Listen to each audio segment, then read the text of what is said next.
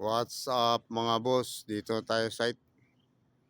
Kahapon di tayo natuloy sa ano diyan, pagbakla sa glass na yung basag na yun, no?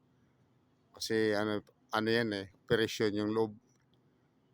Kaya ngayon itutuloy na natin yung ano diyan, paggagawa natin diyan. So tatalian muna natin yung ano niyan, yung glass to glass bago natin isuot yung belt diyan sa glass na yan para ano yan, para matanggal dyan sa kinalalagyan niya. So, ganun pa rin yung gagawin natin mga boss.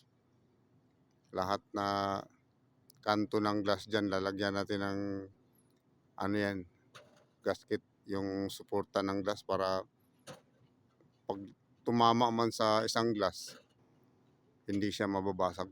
So, kailangan dahan-dahan lang din yung paggawa niyan mga boss. Kasi pagka tinamaan yung katabi na glass niyan, babasagin rin niya yan. Maraming salamat sa lahat na patuloy na nanonood. God bless sa ating lahat.